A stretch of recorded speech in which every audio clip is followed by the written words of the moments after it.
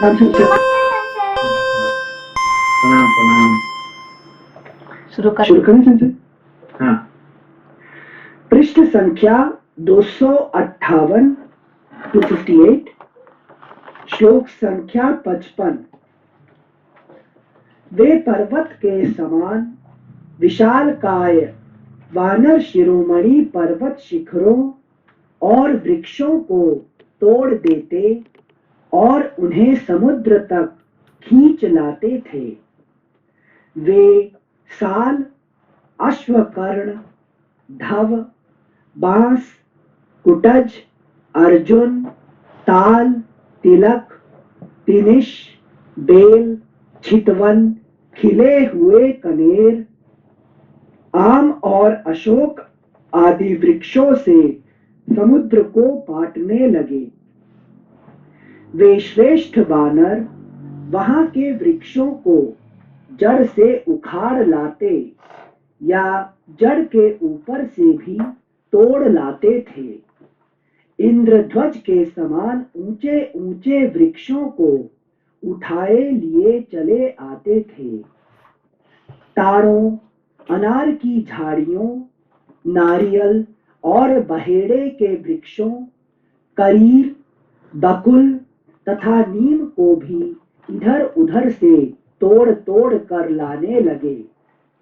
महाकाय महाबली वानर हाथी के समान बड़ी बड़ी शिलाओं और पर्वतों को उखाड़कर यंत्रों, विभिन्न साधनों द्वारा समुद्र तल पर ले आते थे। शिलाखंडों को फेंकने से समुद्र का जल सहसा आकाश में उठ जाता। और एक पानी में एक जीव रहता है, उसका नाम बीवर। सुना आपने? बीवर बीवर सुना आपने? नहीं देखा? मुझे देखा नहीं है सिंसे।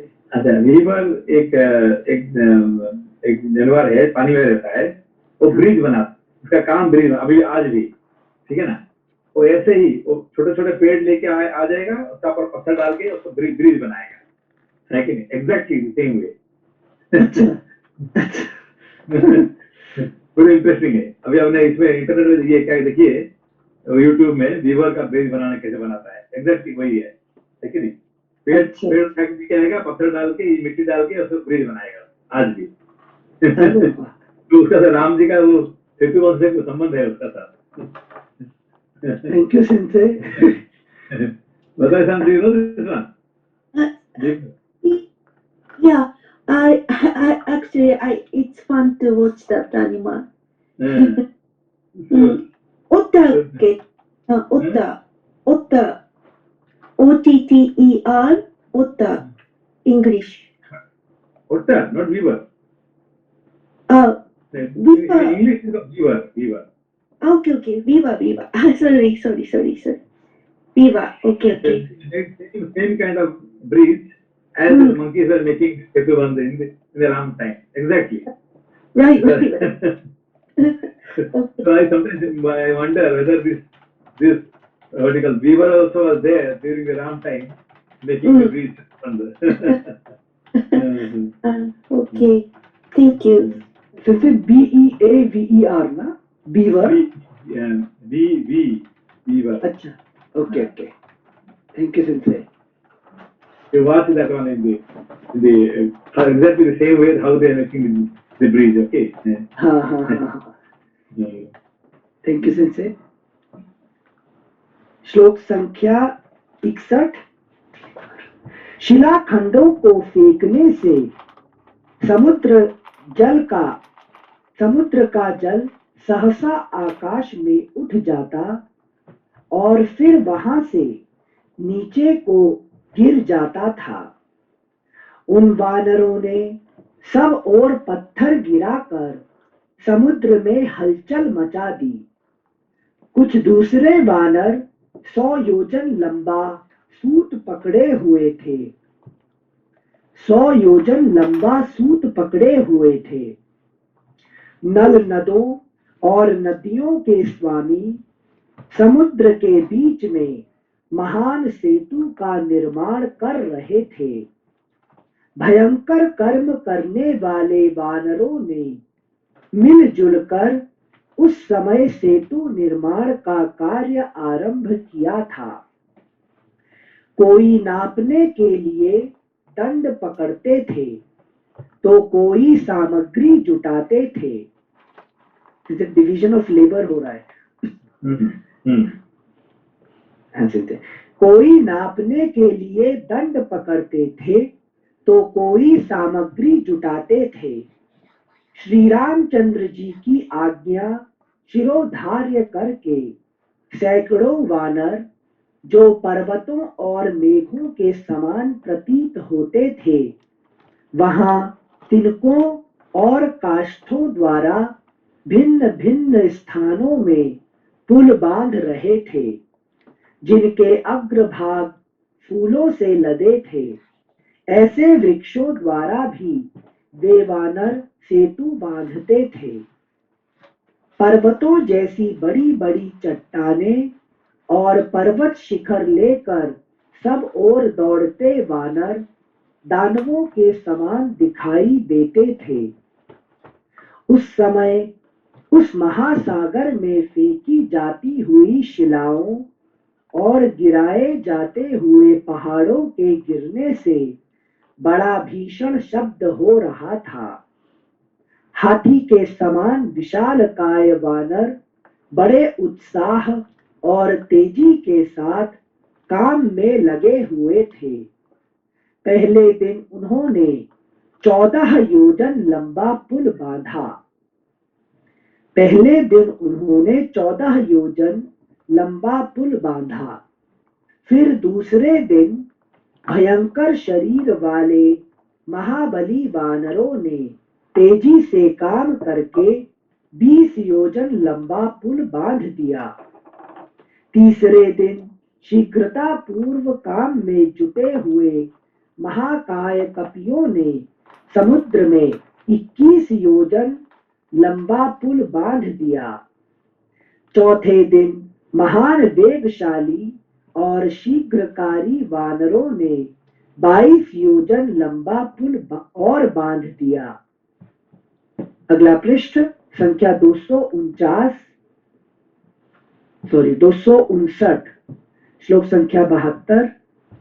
तथा पांचवें दिन शीघ्रता करने वाले उन वानर वीरों ने सुवेल पर्वत के निकट तक 23 योजन लंबा पुल बांधा। इस प्रकार विश्वकर्मा के बलवान पुत्र कांतिमान कपिश्रेष्ठ नल ने समुद्र में 100 योजन लंबा पुल तैयार कर दिया। इस कार्य में वे अपने पिता के समान ही प्रतिभाशाली थे। मकरालय समुद्र में नल के द्वारा निर्मित हुआ वह सुंदर और शोभाशाली सेतु आकाश में स्वाति पथ, छाया पथ के समान सुशोभित होता था। उस समय देवता, गंधर्व, सिद्ध और महर्षि उस अद्भुत कार्य को देखने के लिए आकाश में आकर खड़े थे। नल के बनाए हुए 100 योजन लंबे और 10 योजन चौड़े उस पुल को देवताओं और गंधर्वों ने देखा, जिसे बनाना बहुत ही कठिन काम था। वानर लोग भी इधर उधर उछल कूद कर गर्जना करते हुए उस अचिंत्य, असह्य, अद्भुत और रोमांचकारी पुल को देख रहे थे। समस्त प्राणियों ने ही समुद्र में सेतु बांधने का वह कार्य देखा। इस प्रकार उन सहस्त्र कोटि 1 खरब महाबली एवं उत्साही वानरों का दल पुल बांधते बांधते ही समुद्र के उस पार पहुंच गया। 1 खरब महाबली एवं उत्साही वानरों का दल पुल बांधते बांधते ही समुद्र के उस पार पहुंच गया। वह पुल बड़ा ही विशाल सुंदरता से बनाया हुआ, शोभा संपन्न, समतल और सुसंबद्ध था। वह महान सेतु सागर में सीमंत के समान शोभा पाता था। पुल तैयार हो जाने पर अपने सचिवों के साथ विभीषण गदा हाथ में लेकर समुद्र के दूसरे तट पर खड़े हो गए, जिससे शत्रु पक्षी या राक्षस यदि पुल तोड़ने के लिए आवे तो उन्हें दंड दिया जा सके। तदनंतर सुग्रीव ने सत्य पराक्रमी श्री राम से कहा, वीरवर, आप हनुमान के कंधे पर चढ़ जाइए और लक्ष्मण अंगद की पीठ पर सवार होंगे, क्योंकि यह मकरालय समुद्र बहुत लंबा चौड़ा है। ये दोनों वानर आकाश मार्ग से चलने वाले हैं, अतः ये ही दोनों आप दोनों भाइयों को धारण कर सकेंगे। ये दोनों वानर आकाश मार्ग से चलने वाले हैं, अतः ये ही दोनों आप दोनों भाइयों को धारण कर सकेंगे। इस प्रकार धनुर्धर एवं धर्मात्मा भगवान श्री राम लक्ष्मण और सुग्रीव के साथ उस सेना के आगे आगे चले। दूसरे वानर सेना के बीच में और अगल बगल में होकर चलने लगे। कितने ही वानर जल में कूद पड़ते और तैरते हुए चलते थे। दूसरे पुल का मार्ग पकड़ कर जाते थे और कितने ही आकाश में उछलकर गरुड़ के समान उड़ते थे। इस प्रकार पार जाती हुई उस भयंकर वानर सेना ने अपने महान घोष से समुद्र की बढ़ी हुई भीषण गर्जना को भी दबा दिया। धीरे धीरे वानरों की सारी सेना नल के बनाए हुए पुल से समुद्र के उस पार पहुंच गई। राजा सुग्रीव ने फल, मूल और जल की अधिकता देख सागर के तट पर ही सेना का पड़ाव डाला। अगला पृष्ठ संख्या 260। भगवान श्री राम का वह अद्भुत और दुष्कर कर्म देखकर सिद्ध, चारण और महर्षियों के साथ देवता लोग उनके पास आए तथा उन्होंने अलग अलग पवित्र एवं शुभ जल से उनका अभिषेक किया। फिर बोले, नरदेव, तुम शत्रुओं पर विजय प्राप्त करो और समुद्र पर्यंत सारी पृथ्वी का सदा पालन करते रहो। इस प्रकार भांति भांति के मंगल सूचक वचनों द्वारा राज सम्मानित श्री राम का उन्होंने अभिनंदन किया।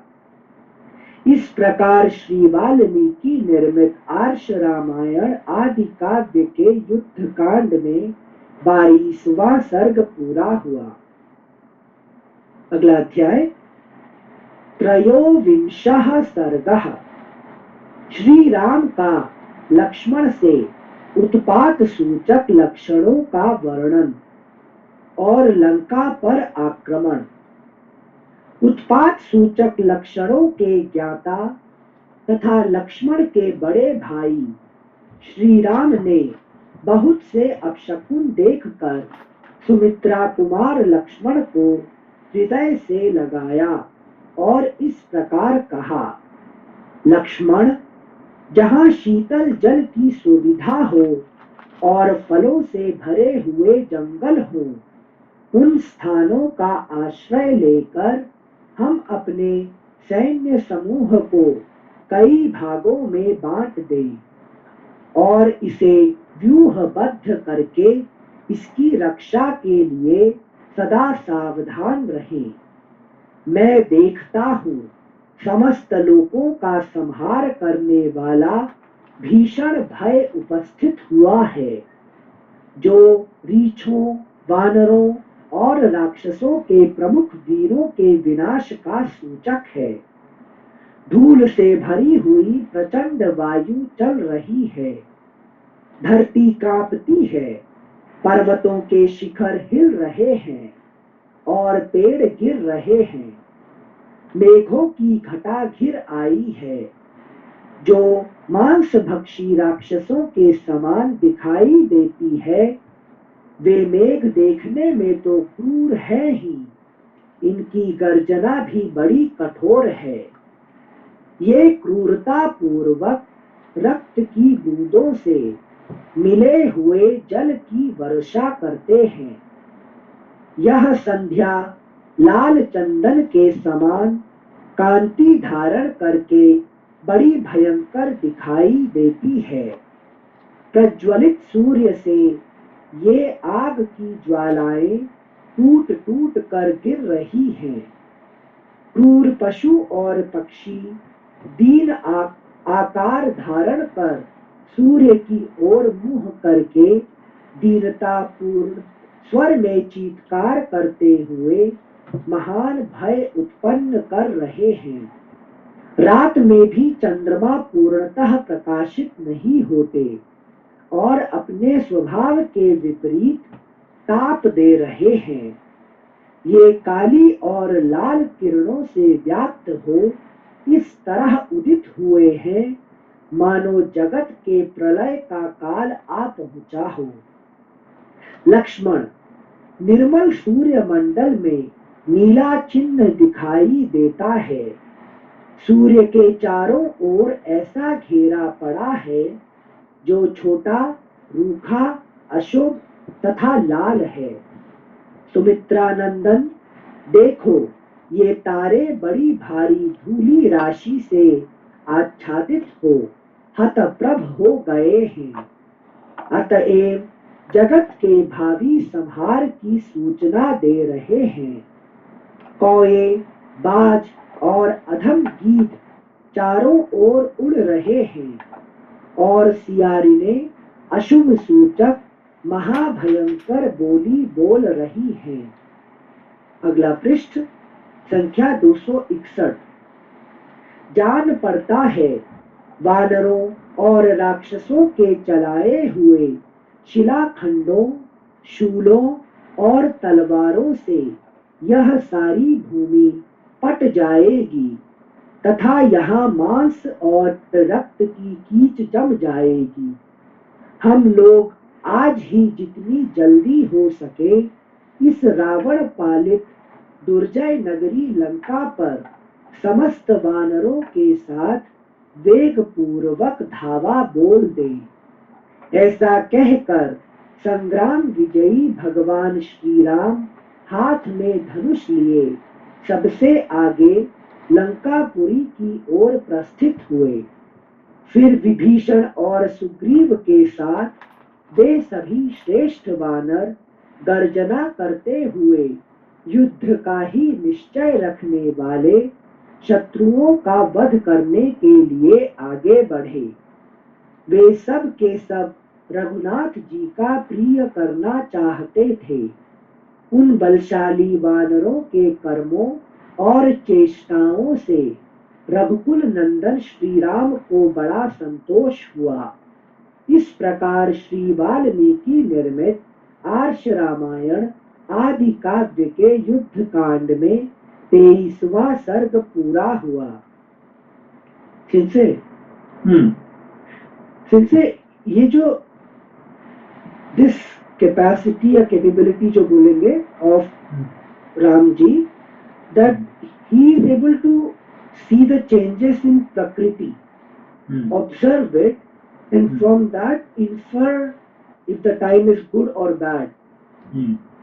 ये जो कैपेसिटी होती है, हमारे आजू बाजू तो all the time birds are chirping, they are trying to communicate something, कुछ ना कुछ एक्शन रिएक्शन चलता रहता है, but I am unable to determine, हाँ, notice that. ये कैपेसिटी डेवलप कैसे कर सकते हैं कि मतलब सब now we are not established in the wisdom. Okay, once you are established in wisdom, then only you can notice the changes in the prakriti. Okay, so now we are totally under the spell of the desire. So when you are under the spell of desire, how can you notice the change in the prakriti when you are not noticing your own change? Understand point here? yes Sensei. Now you are not able to notice your own change, and how can you change the? How can you notice the change of the prakriti? Okay. So first you get notice the change inside you, then you will be able to notice the change in the prakriti. Sensei, when you say change inside you means change in my thought, in my thinking, that type of thing? All kind of changes happening inside you.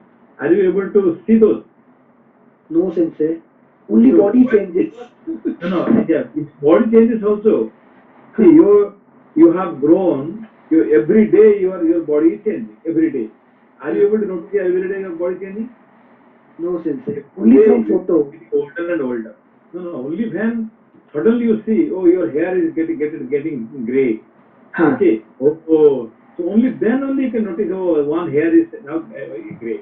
Now this is a wrinkle. Oh, now my eyesight is. Big changes you can notice. Big changes. When it disturb your life, then you notice.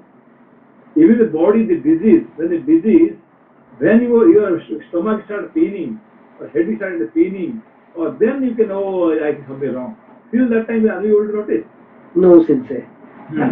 So the body is having every day there is some disease, every day some changes, but we are not able to notice because we have something better thing. Desire, oh, today anyway, there is some hair is getting grey, but I got the bonus of 1 million. So I think it's okay. You understand here? So receiving 1 million and one hair grey, okay, I can accept that. Okay. प्रत्यक्ष किम प्रमाणम. Sensei, मैं पूछ Sensei, आज का एक situation है. Usually the crow doesn't attack a flying bird. So today 2 crows are attacking a bird, and then bird fall down and is not flying anymore. And these 2 crows are about to attack and kill. Now somehow it got protected, but प्रश्न यहाँ पर क्या है? From this action, from this event, is it good event, bad event? What does it indicate? How to infer? Even observing is first thing, but inferring out of it, both things are missing in my life. See here, what is time now? The time this is war time. Okay, war time. During the war time, definitely there will be a big loss of the life. Okay, some monkeys will die, some bears will die, some people from Sri Lanka will die. So it's a big war. It will not be solved without death. Okay, so that along with this what you call incident, so that is inferred. Okay. अच्छा, okay. Okay. Thank you, Sensei. Sorry to disturb sensei. कल प्रणाम sensor.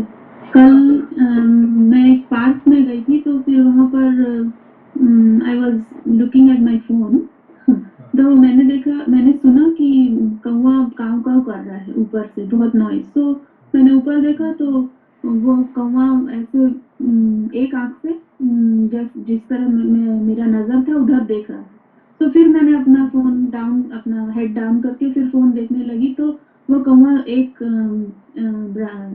Tree से दूसरे tree तक उड़ा और फिर वहां से मुझे देख रहा. So I felt like that crow is so intelligent and it is trying to communicate with me. I thought that maybe he wants some food or something which I don't have anything to give. But I felt that incident very interesting, that he is communicating and trying to talk from flying from one branch to another. Yeah, I just wanted to share. Because crows are the messenger of our Pitru, you know. Sorry, Sensei? Our Pitru Purusha, our Pitru Loka, they are the messengers. Okay. So if a crow is trying to communicate something to you, means that is some Pitru of your body, they are trying to communicate you. Oh my God, Sanjay कितना अच्छा point बताया आप. So usually crow that they don't try to communicate with some human being. That means some of your ancestors, somebody is trying to communicate something to you. Okay. Thank you so much, Sensei. Thank you sensor. अगला अध्याय जैसे जो कुछ शास्त्रों में से कुछ चीजें जो हमारे इंडिया में काफी चलन में है कि जैसे एक पता नहीं ये शास्त्र में है कि नहीं कि अगर जोर जोर से अगर कुत्ते भौंक रहे हैं या कुछ आवाजें हो रही हैं तो वो it's something wrong is going to happen. तो जब ऐसा होता है so what you should do personally and how you should deal with that. So that is why the point is that when something happens, unusual thing happens, that means it is giving some information to you, either good information or bad information or something that which is going to affect to your present situation or help to your present information. Okay, suppose you are going for examination or going for a job. For example, you are going for a new job, interview for a new job. Okay, so for in your case, you are going for a new interview for a new job. At that time, you can see nice flowers are blossoming, some nice birds are chirping. You see something very this thing. That means today is going to be a good day. So maybe you will be successful. So that depends on like what you are seeing at what time. That also important. Okay, the time is also important. Okay. तो सिंसी फिर मतलब उस कार्य को फिर आगे करना चाहिए या नहीं करना. कई लोग ऐसा डिसीजन लेते हैं कि उसके लिए देखिए फॉर एग्जाम्पल अभी ऐसे कुछ ये हो रहा है तो कुछ अशुभ देख रहे हैं तो उसका मतलब not that give up that job. अभी उसके लिए कुछ और कुछ जैसे read some Hanuman Chalisa or you should read some chant some mantra or medical go to temple and just medical say I am going for that but this is happening, please save me. So some kind of communicate, you also do some kind of prayashchitta karma for that. Okay. So best thing you can chant some Mahamrityunjaya mantra for that. Okay, or Gayatri mantra or some kind of things you can do. Okay, so that obstacle goes away. Okay. See, shall a person do a change in plan as well for looking at those things? Pardon? अगर कोई planned thing है, कुछ plan किया हुआ है कैसे करना है, but don't change the plan. Don't change the plan. Okay, but you do something particular. Like for example, now around these things, obstacle. But obstacle he's not going to stop the work. अरे option देख रहे हैं उसको बंद कर चलो घर वापस जाते हैं, चलो किसी ने वापस चले जाते हैं. He's not going to take that one. He's still going to fight. पर उसके लिए क्या करेंगे? फिर वो शिव जी का मंदिर बनाएंगे, शिव जी का ये करेंगे, ये करेंगे, वो कुछ पूजा पाठ करेंगे, है कि नहीं? But he's not going to stop the work. Okay, बंद करो. Okay, you should continue with some prayashchitta. Okay. जी sir, thank you very much. Thank you sensei. Next chapter, अगला अध्याय, चतुर्विंशः सर्गः. श्री राम का लक्ष्मण से लंका की शोभा का वर्णन करके सेना को व्यूहबद्ध खड़ी होने के लिए आदेश देना. श्री राम की आज्ञा से बंधन मुक्त हुए शुक का रावण के पास जाकर उनकी सैन्य शक्ति की प्रबलता बताना तथा रावण का अपने बल की डींग हाँकना. सुग्रीव ने उस वीर वानर सेना की यथोचित व्यवस्था की थी. उनके कारण वह वैसी ही शोभा पाती थी जैसे चंद्रमा और शुभ नक्षत्रों से युक्त शरत काल की पूर्णिमा सुशोभित हो रही हो. वह विशाल सैन्य समूह समुद्र के समान जान पड़ता था. उसके भार से दबी हुई वसुधा भयभीत हो उठी और उसके वेग से डोलने लगी. तदनंतर वानरों ने लंका में महान कोलाहल सुना, जो भेरी और मृदंग के गंभीर घोष से मिलकर बड़ा ही भयंकर और रोमांचकारी जान पड़ता था।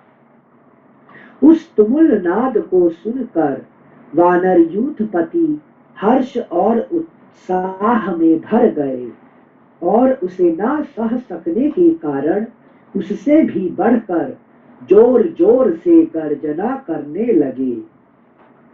राक्षसों ने वानरों की वह गर्जना सुनी जो दर्प में भरकर सिंहनाद कर रहे थे। उनकी आवाज आकाश में मेघों की गर्जना के समान जान पड़ती थी। दशरथ नंदन श्री राम ने विचित्र ध्वजा पताकाओं से सुशोभित लंकापुरी को देखकर व्यथित चित्त से मन ही मन सीता का स्मरण किया। वे भीतर ही भीतर कहने लगे, हाय, यही वह मृगलोचना सीता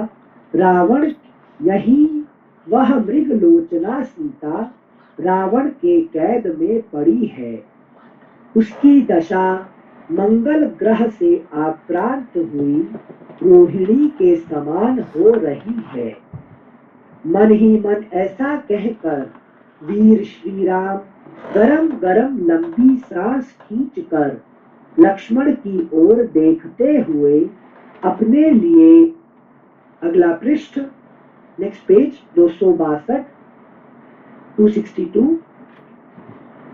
देखते हुए अपने लिए समयानुकूल हितकर वचन बोले। वर्स 9, लक्ष्मण, इस लंका की ओर तो देखो, यह अपनी ऊंचाई से आकाश में रेखा खींचती हुई सी जान पड़ती है। जान पड़ता है पूर्व काल में विश्वकर्मा ने अपने मन से ही इस पर्वत शिखर पर लंकापुरी का निर्माण किया है। पूर्व काल में यह पुरी अनेक शतमंजले मकानों से भरी पूरी बनाई गई थी। इसके श्वेत एवं सघन विमानाकार भवनों से भगवान विष्णु के चरण स्थापन का स्थानभूत आकाश आच्छादित सा हो गया। फूलों से भरे हुए चैत्र रथ वन के सदृश सुंदर काननों से लंकापुरी सुशोभित हो रही है। उन काननों में नाना प्रकार के पक्षी कलरव कर रहे हैं तथा फलों और फूलों की प्राप्ति कराने के कारण वे बड़े सुंदर जान पड़ते हैं। देखो, यह शीतल सुखद वायु इन वनों को, जिनमें मतवाले पक्षी चहचहा रहे हैं, भौरे पत्तों और फूलों में लीन हो रहे हैं तथा जिनके प्रत्येक खंड कोकिलों के समूह एवं संगीत से व्याप्त है, बारंबार कंपित कर रहा है। वर्ष 13, श्लोक संख्या 13, दशरथ नंदन भगवान श्री राम ने लक्ष्मण से ऐसा कहा और युद्ध के शास्त्रीय नियमानुसार सेना का विभाग किया। उस समय श्री राम ने वानर सैनिकों को यह आदेश दिया, इस विशाल सेना में से अपनी सेना को साथ लेकर दुर्जय एवं पराक्रमी वीर अंगद नील के साथ वानर सेना के पुरुष व्यूह में हृदय के स्थान में स्थित हो। इसी तरह ऋषभ नामक वानर कपियों के समुदाय से घिरे रहकर इस वानर वाहिनी के दाहिने पार्श्व में खड़े रहे। जो अभी जो व्यूह बनाए हैं क्या है? पुरुष व्यूह, लेकिन तो अलग अलग रोज अलग अलग व्यूह चेंज होता रहता है, ठीक है ना? ये मतलब फॉर्मेशन आपने देखा है ना, जो लास्ट अभी जो अभी अब दिखा रहे थे, क्या कहते हैं, इंडिपेंडेंस डे, क्या है जो, क्या रिपब्लिक डे में जो हो रहा था, जो फॉर्मेशन है कि नहीं, कोई व्यूह क्या था, फॉर्मेशन अच्छा, व्यूह रचना जिसे कहते हैं, व्यूह रचना से मतलब युद्ध के लिए ये टुकड़ी इधर खड़ी हो। अच्छा, हाँ, वो जो अलग अलग जैसे फ्लैग होते हैं, जैसे फ्लैग जैसे बनाए, क्या एरोप्लेन जैसे बनाए, इस तरह से ना। अच्छा सेंसे, देखा ना रिपोर्ट जो अपने दिल्ली में जो अरे हाँ sensei, sensei very good this time. हाँ, तो वही दैट इज द व्यूह रचना था, ठीक है ना, और कर रहे थे। अच्छा सेंसे, सेंसे आप वो देखे ड्रोन से जो पूरा इंडिया का झंडा वगैरह बनाए थे फ्रॉम द ड्रोन्स। हाँ सर, थैंक यू सर। तो सर एक मिनट, यहाँ पर राम जी अपना अटैक का फॉर्मेशन बना रहे हैं कि कैसी डायरेक्शन से? कैसे वो जो पूरा जो है क्या पुरुष फॉर्मेशन करेंगे और उसमें हार्ट में बैठेंगे कौन? अंगद और नील, ठीक है ना। अच्छा, okay okay, thank you sir. श्लोक संख्या 16 वर्स 16, जो गंध हस्ती के समान दुर्जय एवं वेगशाली हैं, वे कपि श्रेष्ठ गंध मादन वानर सेना के वाम पार्श्व में खड़े हो। मैं लक्ष्मण के साथ सावधान रहकर इस व्यूह के मस्तक के स्थान में खड़ा होऊंगा। जांबवान, सुषेण और वानर वेगदर्शी ये 3 महामनस्वी वीर जो रीछों की सेना के प्रधान हैं, वे सैन्य व्यूह के कुक्षी भाग की रक्षा करें। वानर राज सुग्रीव वानर वाहिनी के पिछले भाग की रक्षा में उसी प्रकार लगे रहे जैसे तेजस्वी वरुण इस जगत की पश्चिम दिशा का संरक्षण करते हैं। इस प्रकार सुंदरता से विभक्त हो विशाल व्यूह में बद्ध हुई वह सेना, जिसकी बड़े बड़े वानर रक्षा करते थे, मेघों से घिरे हुए आकाश के समान जान पड़ती थी। वानर लोग पर्वतों के शिखर और बड़े बड़े वृक्ष लेकर युद्ध के लिए लंका पर चढ़ आए। वे उस पुरी को पददलित करके धूल में मिला देना चाहते थे।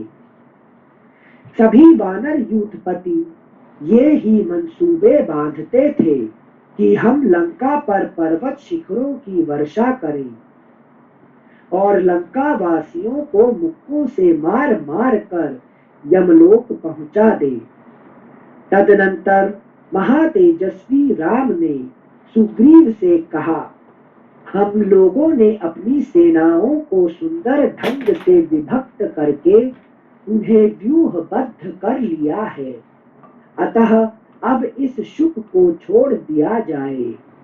श्री रामचंद्र जी का यह वचन सुनकर महाबली वानर राज ने उनके आदेश से रावण दूत शुक को बंधन मुक्त करा दिया। सिंसे ये नीति समझ नहीं आई सिंसे, मतलब ये जो स्पाई है शुक, ये तो पूरा सेना का विवरण लेके अब छोड़ रहे हैं, तो जाके बता नहीं देगा आपको टीम को? अभी तो बताने के लिए इसको छोड़ रहे हैं, इसलिए बताने के लिए ना। Now he will go and inform Ravan, now Ravan will कम।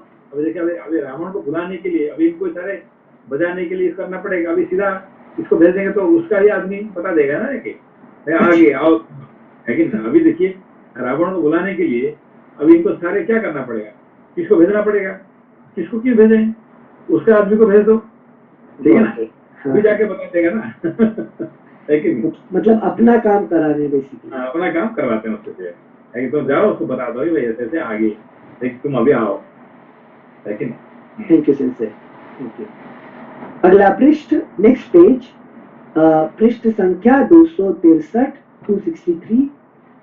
श्री रामचंद्र जी की आज्ञा से छुटकारा पाकर वानरों से पीड़ित होने के कारण अत्यंत भयभीत हुआ शुक राक्षस राज के पास गया। उस समय रावण ने हंसते हुए से ही शुक से कहा, ये तुम्हारी दोनों पांखें बांध क्यों दी गई हैं? इससे तुम इस तरह दिखाई देते हो मानो तुम्हारे पंख नोच लिए गए हों। कहीं तुम उन चंचल चित्त वाले वानरों के चंगुल में तो नहीं फंस गए थे? राजा रावण के इस प्रकार पूछने पर भय से घबराए हुए शुक ने उस समय उस श्रेष्ठ राक्षस राज को इस प्रकार उत्तर दिया, महाराज, मैंने समुद्र के उत्तर तट पर पहुंचकर आपका संदेश बहुत स्पष्ट शब्दों में मधुर वाणी द्वारा सांत्वना देते हुए सुनाया, किंतु मुझ पर दृष्टि पड़ते ही कुपित हुए वानरों ने उछलकर मुझे पकड़ लिया और घूंसों से मारना एवं पांखें नोचना आरंभ किया। राक्षस राज, वे वानर स्वभाव से ही क्रोधी और तीखे हैं, उनसे बात भी नहीं की जा सकती थी। फिर यह पूछने का अवसर कहाँ था कि तुम मुझे क्यों मार रहे हो? जो विराध, कबंध और खर का वध कर चुके हैं, वे श्री राम सुग्रीव के साथ सीता के स्थान का पता पाकर उनका उद्धार करने के लिए आए हैं। वे रघुनाथ जी समुद्र पर पुल बांध लवण सागर को पार करके राक्षसों को तिनकों के समान समझकर धनुष हाथ में लिए यहाँ पास ही खड़े हैं। पर्वत और मेघों के समान विशालकाय रीछों और वानर समूहों की सहस्रों सेनाएं इस पृथ्वी पर छा गई हैं। पता चल गया होता तो फिर क्या करते? वो पुल बांधने नहीं देते थे, है कि नहीं? राक्षस ने क्या करेंगे? पुल बांधने से पहले उनको खत्म कर देंगे, है कि नहीं? इसलिए पुल बांध के वहीं पहुंचने के बाद फिर उनको इन्फॉर्मेशन दे रहे हैं, ठीक है? तब तक उनको इन्फॉर्मेशन नहीं मिला। थैंक यू सिंचे। श्लोक संख्या 32। पर्वत और मेघों के समान विशालकाय रीछों और वानर समूहों की सहस्त्रों सेनाएं इस पृथ्वी पर छा गई हैं। देवता और दानवों में जैसे मेल होना असंभव है, उसी प्रकार राक्षसों और वानर राज सुग्रीव के सैनिकों में संधि नहीं हो सकती। अतः जब तक वे लंकापुरी की चहार दीवारी पर नहीं चढ़ आते, उसके पहले ही आप शीघ्रता पूर्वक दो में से एक काम कर डालिए, या तो तुरंत ही उन्हें सीता को लौटा दीजिए या फिर सामने खड़े होकर युद्ध कीजिए। शुक की यह बात सुनकर रावण की आंखें रोष से लाल हो गई। वह इस तरह घूर घूर कर देखने लगा मानो अपनी दृष्टि से उसको दग्ध कर देगा। वह बोला, यदि देवता, गंधर्व और दानव भी मुझसे युद्ध करने को तैयार हो जाएं, तथा सारे संसार के लोग मुझे भय दिखाने लगे, तो भी मैं सीता को नहीं लौटाऊंगा।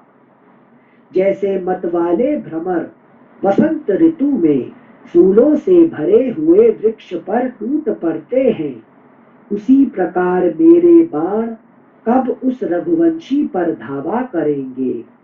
वह अवसर कब आएगा जब मेरे धनुष से छूटे हुए तेजस्वी बाणों द्वारा घायल होकर राम का शरीर लहूलुहान हो जाएगा, और जैसे जलती हुई लुकारी से लोग हाथी को जलाते हैं, उसी तरह मैं उन बाणों से राम को दग्ध कर डालूंगा। जैसे सूर्य अपने उदय के साथ ही समस्त नक्षत्रों की प्रभा हर लेते हैं, उसी प्रकार मैं विशाल सेना के साथ रणभूमि में खड़ा हो राम की समस्त वानर सेना को आत्मसात कर लूंगा। अगला पृष्ठ, नेक्स्ट पेज 264 264। दशरथ कुमार राम ने अभी समर भूमि में समुद्र के समान मेरे वेग और वायु के समान मेरे बल का अनुभव नहीं किया है, इसलिए वह मेरे साथ युद्ध करना चाहता है। मेरे तर्कस में सोए हुए बाण विषधर सर्पों के समान भयंकर हैं। राम ने संग्राम में उन बाणों को देखा ही नहीं है, इसलिए वह मुझसे जूझना चाहता है। पहले कभी युद्ध में राम का मेरे बल पराक्रम से पाला नहीं पड़ा है, इसीलिए वह मेरे साथ लड़ने का हौसला रखता है। मेरा धनुष एक सुंदर वीणा है जो बाणों के कोनों से बजाई जाती है। उसकी प्रत्यंचा से जो टंकार ध्वनि उठती है वही उसकी भयंकर स्वर लहरी है। आर्तों की चीत्कार और पुकार ही उस पर उच्च स्वर से गाया जाने वाला गीत है। नाराजों को छोड़ते समय जो चट चट शब्द होता है वही मानो हथेली पर दिया जाने वाला ताल है। बहती हुई नदी के समान जो शत्रुओं की वाहिनी है वही मानो उस संगीतोत्सव के लिए विशाल रंग भूमि है। मैं समरांगण में उस रंग भूमि के भीतर प्रवेश करके अपनी वह भयंकर वीणा बजाऊंगा। जिनसे जो इतना उपमा दे पा रहा है वो ज्ञाता तो इतना बड़ा है, तो उसे समझ क्यों नहीं आता गलती क्या है उसकी। ये उपमा तो हाँ, जितने इंटेलेक्चुअल आदमी होते हैं उतने ही उनका अहंकार बढ़ जाता है, ठीक है ना। उससे कम जो छोटे मोटे आदमी होते हैं ना उनका तो इतने अहंकार नहीं रहता है, उनको थोड़ा सा वो डर जाएंगे। मगर जो आदमी जितने ये होता है उसका अहंकार इतने बढ़ता रहता है, कोई भी है कि नहीं। तो इसीलिए जो जितने बड़े बड़े विश्व युद्ध होता है, वर्ल्ड वॉर होता है, क्यों? कोई ना कोई एक दो आदमी का अहंकार का है, ठीक है ना। तो सारे दुनिया उसमें फंस जाता है क्योंकि एक दो आदमी का अहंकार के कारण से, ठीक है ना। ऐसे रावण, ऐसे कोई ना कोई, चाहे हिटलर हो कि कोई भी हो, एक दो आदमी का कारण से सारे दुनिया फंसता है अहंकार के कारण, ठीक है ना। अच्छा, Very intellectual. this is one misunderstanding in my mind. When you say intellectual, the intellect should always have foundation as wisdom or knowledge. मतलब it has to be back. Intellectual का दो होता है, जो कि इंटेलेक्ट जो है ना ये आपका is it working along with your heart or is working along with your ego, ठीक है ना। आपका ईगो का साथ दे दिया तो आपको तो ध्वंस का रास्ता में ले लिया, और आपका हृदय का साथ, चित्त का साथ काम दे दिया, फिर तो आप एनलाइटनमेंट पा गए। दोनों कौन सा रास्ता में जा रहे हैं, है कि नहीं। चित्त अहंकार का बना हुआ कि चित्त, ये क्या कहते हैं, जो बुद्धि जो है चित्त के साथ जा रहे हैं कि अहंकार के साथ जा रहे हैं, ठीक है ना। हाँ, इसके ऊपर आप माफिया बन रहे हैं कि साधु बन रहे हैं, ठीक है ना। Thank you sir. श्लोक संख्या 44 वर्ष 44। यदि महासमर में सहस्र नेत्रधारी इंद्र अथवा साक्षात वरुण या स्वयं यमराज अथवा मेरे बड़े भाई कुबेर ही आ जाएं तो वे भी अपनी बाण अग्नि से मुझे पराजित नहीं कर सकते। तो उसको बड़े बड़े इतने बड़े बड़े कुछ नहीं कर सकते, फिर ये क्या करेगा मनुष्य बानर, है कि नहीं। यही उसका तकलीफ है, लेकिन मेरे साथ लड़ाई करने के लिए तो देवता नहीं कर सकते हैं, है कि नहीं। गंधर्व नहीं कर सकते हैं, कोई बड़े बड़े जो लोकपाल नहीं कर सकते हैं, फिर ये दो मनुष्य और बानर ये क्या करेंगे मेरा, है कि नहीं। यही तकलीफ हो जाता है कि नहीं। अच्छा, अभी देखिए हमने क्या सोचा, कि हम तो कितने बड़े बड़े, हमें कुछ नहीं कर पाए, कि छोटा से जो है कि नहीं जीवाणु क्या है, वो जो कोरोना, वो हमारा क्या कर देगा, जो आंख में दिखाई नहीं पड़ता। और दुनिया को क्या रखा दिया ना, है कि नहीं, पूरी दुनिया को समझे। हमने क्या सोचा, अरे हम तो इतने इतने बड़े बड़े, इसको ये कर दिया, ये क्या है कि नहीं, और आया और देखो पूरा दुनिया को हिला दिया, है कि नहीं। छोटा देखे, आज तो आंख में दिखाई नहीं पड़ता, है कि नहीं, इतने छोटे हैं। हाँ समझा। अब बताते ना 1 ग्राम भी नहीं होगा पूरा हाँ। मिला के। अब मिला के पृथ्वी का सारे मिला दें तो 1 ग्राम नहीं होगा, और उसने पूरा विश्व को हिला दिया, है कि नहीं। Thank you Sanjay. श्लोक सॉरी, इस प्रकार श्री वाल्मीकि निर्मित आर्ष रामायण आदि काव्य के युद्ध कांड में 24वां सर्ग पूरा हुआ। नेक्स्ट चैप्टर, अगला अध्याय, पंचविंशः सर्गः। रावण का शुक और सारण को गुप्त रूप से वानर सेना में भेजना, विभीषण द्वारा उनका पकड़ा जाना, श्री राम की कृपा से छुटकारा पाना तथा श्री राम का संदेश लेकर लंका में लौटकर उनका रावण को समझाना। दशरथ नंदन भगवान श्री राम जब सेना सहित समुद्र पार कर चुके, तब श्रीमान रावण ने अपने दोनों मंत्री शुक और सारण से फिर कहा। सुख सारण वाले ना कौन है? तोता, सुख मतलब तोता, सारण मतलब मैना, है कि नहीं, तोता मैना। शुक को तोता मानते, सारण नहीं मानते, मैना। अच्छा, तोता और मैना पेड़ में ही रहते हैं ना हमेशा? ये पेड़ में रहते हैं, इसलिए दोनों सुख सारण, है कि नहीं। अच्छा, ठीक है सुना। ठीक है। मंत्री शुक और सारण से फिर कहा, यद्यपि समुद्र को पार करना अत्यंत कठिन था, तो भी सारी वानर सेना उसे लांघकर इस पार चली आई। राम के द्वारा सागर पर सेतु का बांधा जाना अभूतपूर्व कार्य है। लोगों के मुंह से सुनने पर भी मुझे किसी तरह यह विश्वास नहीं होता कि समुद्र पर पुल बांधा गया होगा। वानर सेना कितनी है, इसका ज्ञान मुझे अवश्य प्राप्त करना चाहिए। तुम दोनों इस तरह वानर सेना में प्रवेश करो कि तुम्हें कोई पहचान ना सके। वहां जाकर यह पता लगाओ कि वानरों की संख्या कितनी है, उनकी शक्ति कैसी है, उनमें मुख्य मुख्य वानर कौन कौन से हैं, श्री राम और सुग्रीव के मनोनुकूल मंत्री कौन कौन हैं, कौन कौन शूरवीर वानर सेना के आगे रहते हैं। अगाध जल राशि से भरे हुए समुद्र में वह पुल किस तरह बांधा गया, महामनस्वी वानरों की छावनी कैसे पड़ी है। अगला पृष्ठ, नेक्स्ट चैप्टर, नेक्स्ट पेज 265, 265।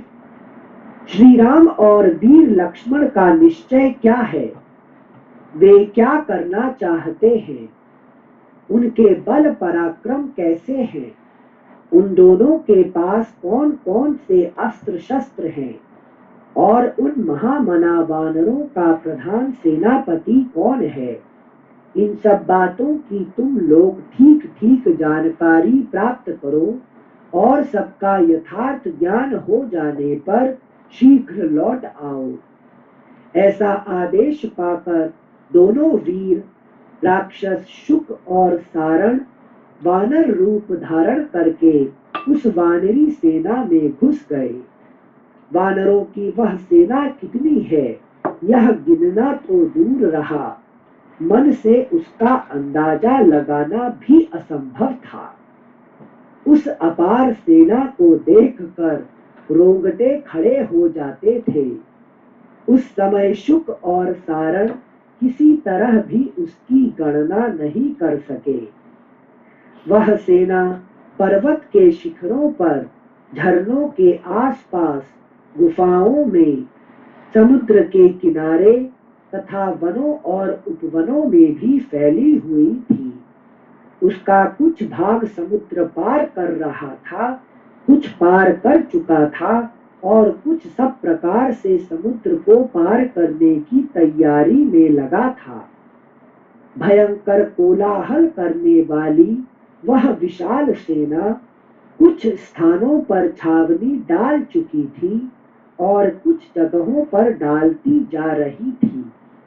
दोनों निशाचरों ने देखा, वह वानर वाहिनी समुद्र के समान अक्षोभ्य थी।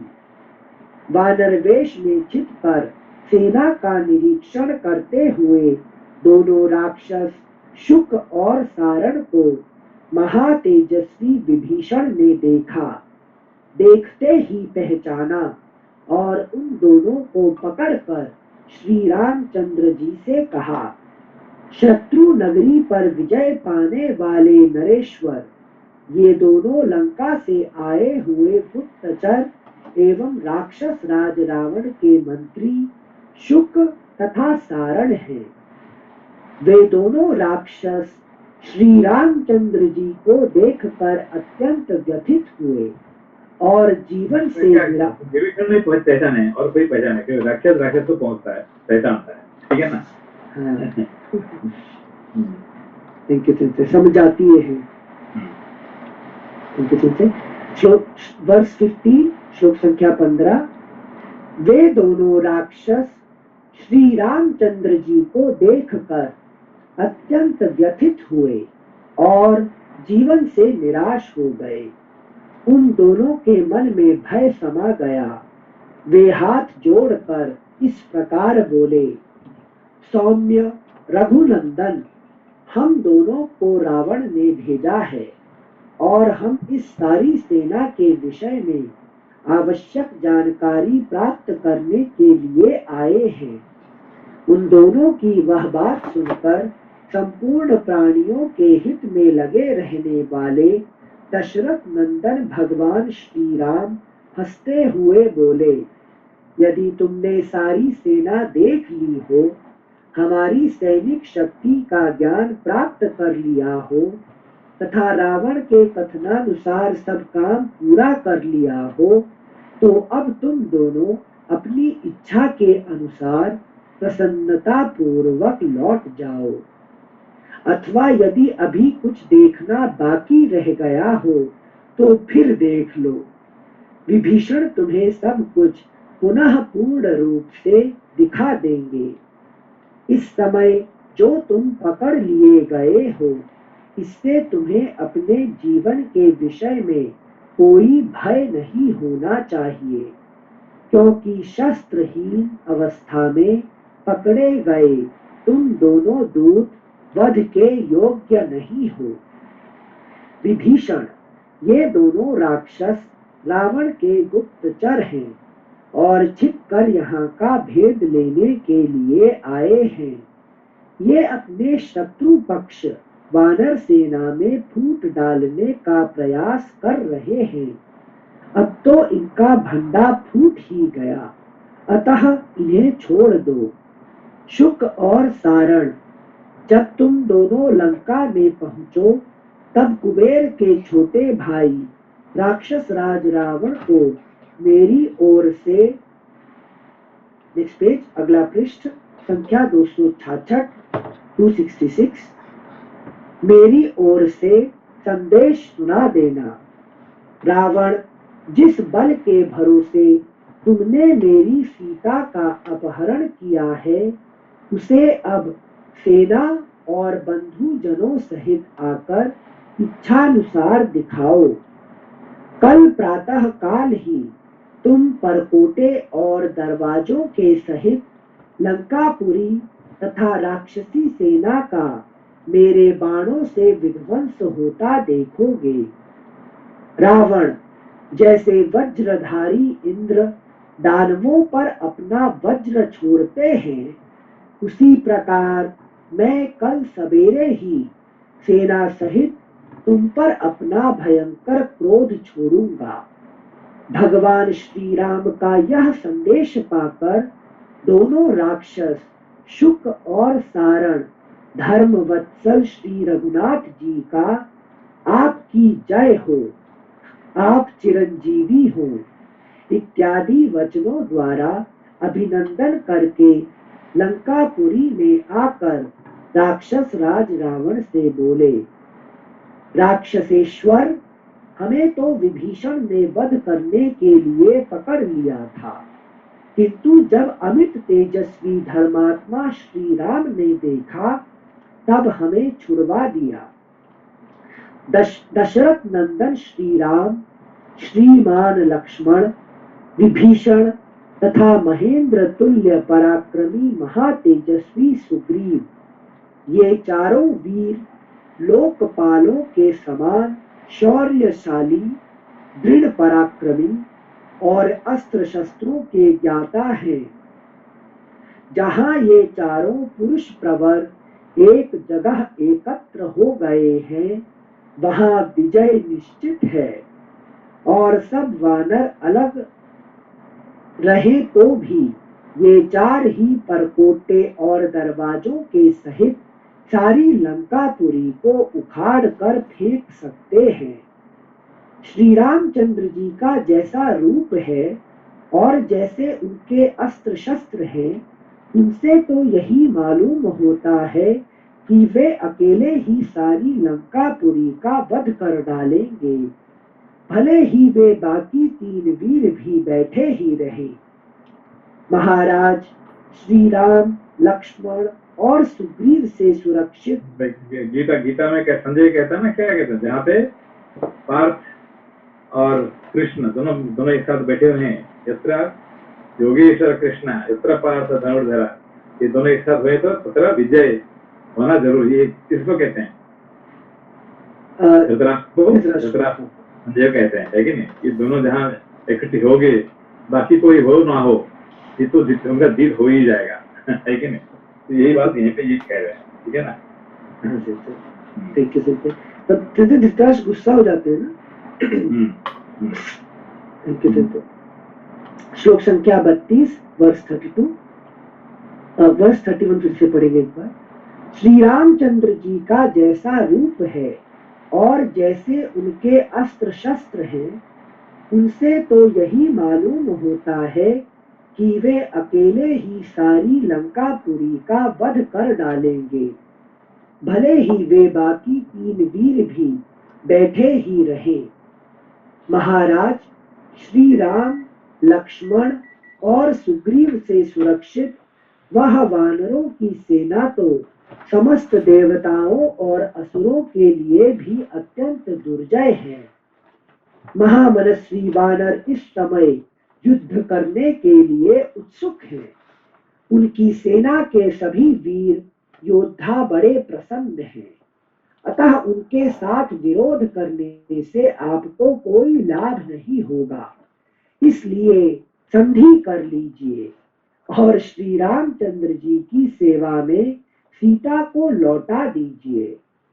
इस प्रकार श्री वाल्मीकि निर्मित आर्ष रामायण आदि काव्य के युद्ध कांड में 25वां सर्ग पूरा हुआ।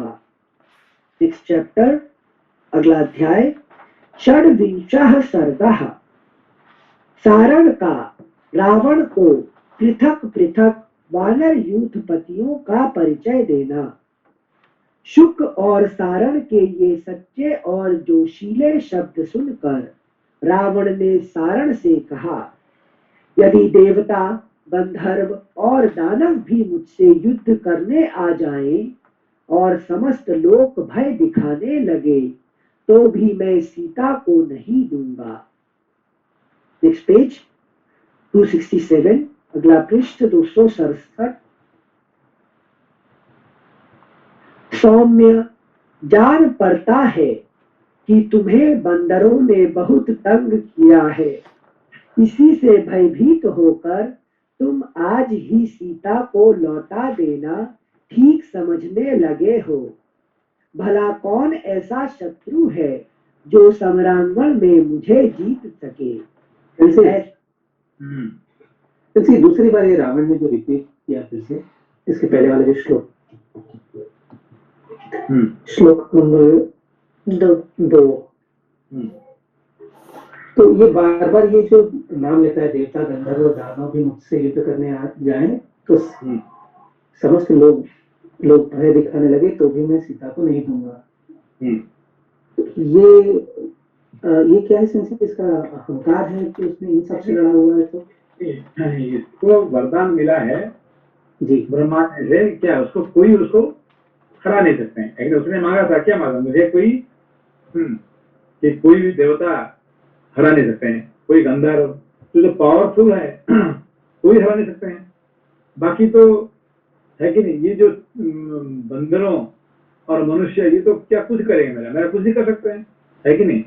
मेरा तो ऐसे ही मतलब एक अंगूठी में उसको खत्म कर दूंगा, मेरे साथ थोड़ी लड़ सकते हैं लोग, है कि नहीं। तो इसलिए उसका अहंकार यहाँ तक था, तो इसलिए मनुष्य को और बंदरों को वो कोई क्या था कि वो मतलब स्पेयर पार्टनर समझता नहीं था को।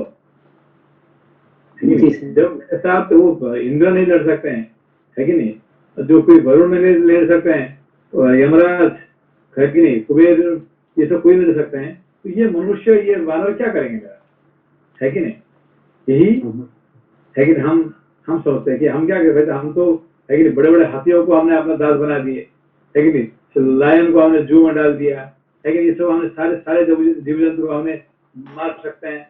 अब ये हम कोरोना क्या करेगा हमारा, है कि इतने छोटा हमारा क्या करेगा, हमारे करके दिखाया कि नहीं देखा, है कि नहीं। जी तो यही बात है, जैसे कि हम लोग सोचते हैं कि छोटे छोटे है कि नहीं जीवाणु कीटाणु हमारे क्या कर सकते हैं, है कि नहीं, मगर ये भी कुछ कर सकते हैं, ये हमारा जानना चाहिए। ठीक है, ठीक है, करते हैं, फिर कल पढ़ेंगे। ठीक है, प्रणाम जी से। प्रणाम। नमस्ते। नमस्ते।